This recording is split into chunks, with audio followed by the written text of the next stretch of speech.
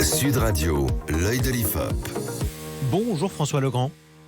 Bonjour. Vous êtes chef de groupe au département opinion et stratégie d'entreprise auprès de l'Institut de sondage IFOP. On revient sur cette étude publiée cette semaine. C'est une étude IFOP pour l'association du corps préfectoral. Une étude qui porte sur le regard des Français sur l'obscurantisme. Et ce regard des Français sur l'obscurantisme, on va le dire tout de suite, il vise en particulier les sectes. On est d'accord ? Tout à fait. Alors, c'était un peu un des objectifs du sondage, c'était vraiment de comprendre qu'est-ce que les Français mettaient derrière cette notion d'obscurantisme.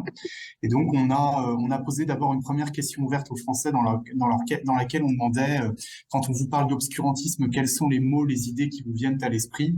Effectivement, la notion de secte était une des notions les plus associées à l'obscurantisme par les Français. Alors exactement, vous avez proposé plusieurs mots. Il y a des mots qui reviennent d'ailleurs. Le fanatisme, les sectes, la radicalisation, le complotisme, le terrorisme, la remise en cause de la science. Ça, c'est quelque chose de nouveau dont on parlait d'ailleurs la semaine dernière avec l'œil de l'IFOP. Et les religions.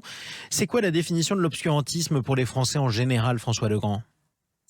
Alors, c'est assez intéressant parce que le Larousse définit l'obscurantisme comme l'attitude des personnes qui s'opposent à la diffusion de l'instruction de la culture. Ouais. Et en fait, on voit que quand on interroge les Français sur cette notion d'obscurantisme, il y a effectivement cette idée de remise en cause de la science, d'ignorance, d'intolérance, mais c'est seulement une notion parmi beaucoup d'autres qui sont évoquées par les Français.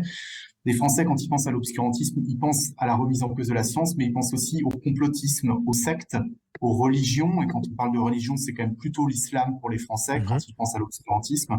Donc, il y a un univers évocatoire qui est assez divers, en fait. Alors, vous avez aussi les représentations qui sont associées au phénomène obscurantiste. Ça fait partie des questions que vous posez.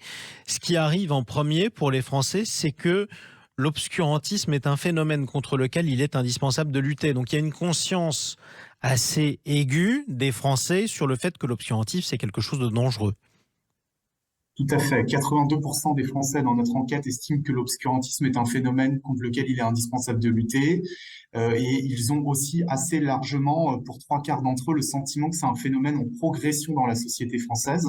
Donc il y a vraiment une prise de conscience par rapport à ce phénomène de l'obscurantisme, mais avec cette difficulté qui est qu'en fait, ils mettent des choses différentes derrière cette notion d'obscurantisme et, entre guillemets, on est tous l'obscurantiste de quelqu'un d'autre. C'est ça, exactement. On est le complotiste du voisin d'en face, on est le religieux du voisin de gauche, et ainsi de suite, et ainsi de suite. Chose importante quand même, quand les Français sont majoritaires à dire que l'obscurantisme augmente en France, ils sont aussi extrêmement majoritaires à reconnaître que ça a toujours existé.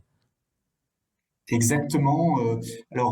C'est 78% des Français dans notre enquête qui estiment que c'est un phénomène qui a toujours existé, aussi parce que quand ils pensent à l'obscurantisme, ils pensent aux guerres de religion, ils pensent à l'Inquisition, et donc du coup c'est une notion qui a une certaine profondeur historique pour les Français. Exactement. Maintenant, venons-en au cœur du sujet.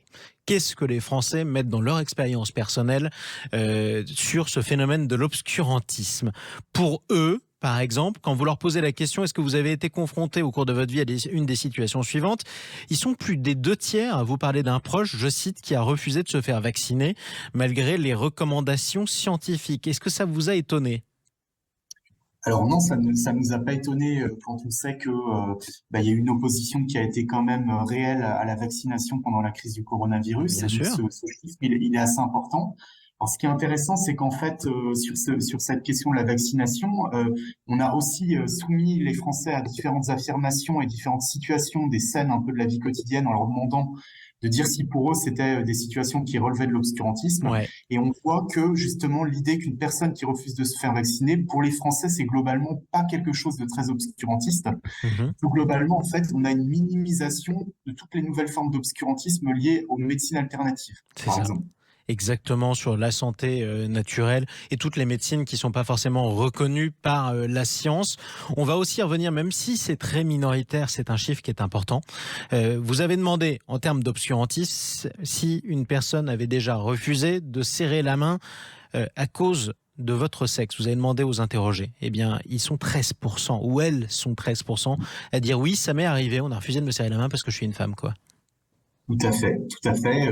C'est un résultat qui est minoritaire, mais qui, dans une logique d'extrapolation sur l'ensemble de la population française, C'est énorme. 13%, ça représente quand même énormément de personnes. Donc on voit que, effectivement, au quotidien, dans la société française, on peut être confronté à des formes d'obscurantisme. Ouais, plus d'une personne sur 10 en France a effectivement été victime de ce genre de situation. Merci beaucoup François Legrand. Merci à vous. On vous retrouve un prochain dimanche pour une nouvelle étude de l'IFOP.